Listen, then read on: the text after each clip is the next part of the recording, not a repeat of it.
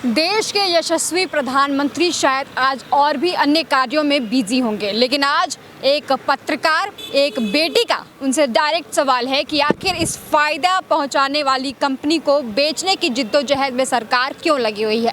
BPCL company को आज सरकार बेचने की जिद्दोजहद में लगी हुई है। जब रुपया का स्तर लगातार गिर रहा है, अनाज से लेकर रसोई गैस से लेकर और भी तमाम चीज़ें लगातार महंगी हो रही हैं, इस महंगाई में भी सरकार देश को दूसरे नंबर पर सबसे ज़्यादा फ़ायदा पहुंचाने वाली कंपनी बीपीसीएल को बेचने की जिद्दोजहद में लगी हुई है। लगातार सरकार इसे रिवाइज कर रही है, टाइमलाइन जारी नहीं किया गया है। अभी 15 दिन पहले फिर से एक बार सरकार ने इन्वेस्टर्स को ये अपील कर दी है कि जो भी इंटरेस्टेड है वो बीपीसीएल के शेयर्स खरीदने में अपना इंटरेस्ट दिखा सकता है। आपको बता दें, करीबन 52.98% हिस्सेदारी सरकार की है और इसे भी बेचने के लिए लगातार सरकार काम कर रही है।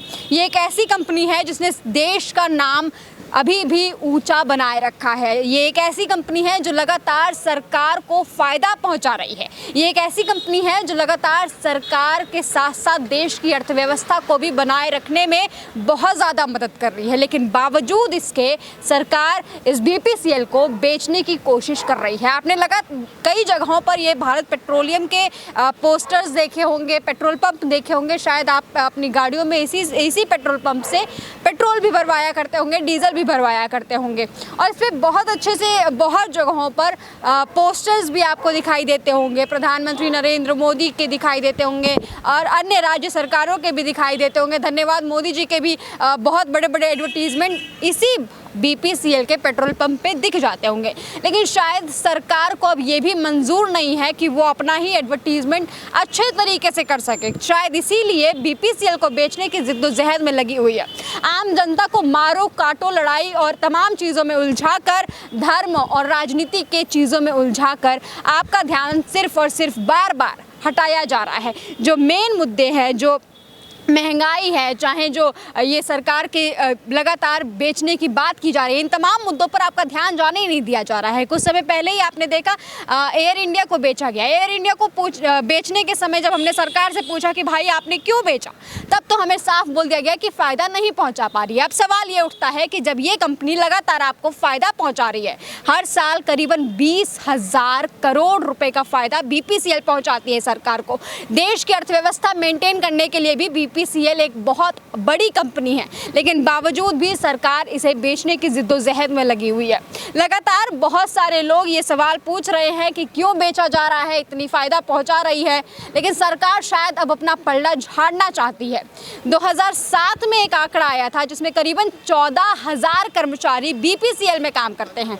उसके बाद से शायद अभी तक कोई डाटा ही नहीं आया है। अब सोचिए, अंदाज़ा लगाइए, 2022 चल रहा है और 2022 में करीबन 20,000 के आसपास कर्मचारी बीपीसीएल के अंतर्गत काम करते होंगे। ये तो अभी भी सोच रहे होंगे कि शायद एक बार हमें सारी चीज़ों को फ़ायदा मिलेगा, लेकिन अभी भी आप देख सकते हैं जब इसे एक झटके में बेचा जाएगा तो वो 20,000 कर्मचारी एक झटके में प्राइवेट कर्मचारी हो जाएंगे। ये जितने पेट्रोल पंप बीपीसीएल के हैं वो सब प्राइवेट कहलाएंगे।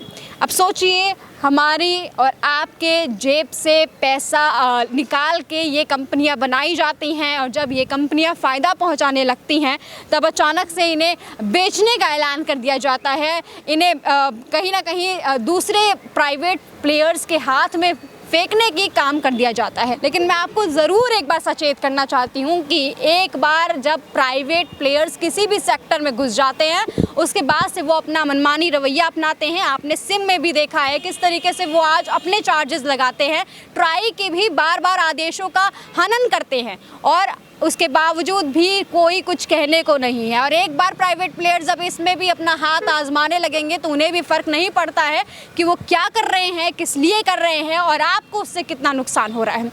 आज समय है सचेत हो जाने का, आज समय है अपनी आवाज़ उठाने का, क्योंकि एक बार अगर बीपीसीएल कंपनी को बेच दिया गया तो उसके बाद आप भी कुछ नहीं कर सकते और मैं भी कुछ नहीं कर सकती हूँ, क्योंकि हम और आप एक छोटे से नागरिक हैं। सरकार चलाने वाली केंद्र सरकार है और केंद्र सरकार जब चाहे तब कोई भी कंपनी इसी तरीके से लगातार बेचने का काम कर रही है। जिसको नहीं पता है उसको ये भी बता देती हूँ, करीबन 30 लाख करोड़ रुपए का एसेट इस बीपीसीएल के पास है। जो लोग भी कॉमर्स सेक्शन में होंगे उन्हें इस बात की गंभीरता भी समझ में आती होगी और ये भी पता चलता होगा कि कितनी महत्वपूर्ण बात है। लेकिन जो लोग नहीं समझ पा रहे हैं उन्हें बता देती हूँ, 30 लाख करोड़ एक बहुत बड़ी रकम है और उसको इन्वेस्ट किया गया है BPCL कंपनी में। और आज जब सरकार इसे बेचने की कोशिश कर रही है तो शायद ये तमाम जो आंकड़े हैं वो आपको नहीं बताए जाएंगे, आपको सिर्फ और सिर्फ ये गिनाया जाएगा कि किस तरीके से इस BPCL को बेचने का आपको फ़ायदा होगा। लेकिन एक कंपनी को बेचने का आपको कोई फ़ायदा नहीं होने वाला है, सिर्फ और सिर्फ आपको अगर मिलेगा तो नुकसान मिलेगा। समय है, सचेत हो जाइए, अपने आप को जागरूक बनाइए और इस तरीके की कंपनियों को बेचने से बचाइए। इस खबर में फिलहाल के लिए इतना ही। देखते रहे News 24 हरियाणा।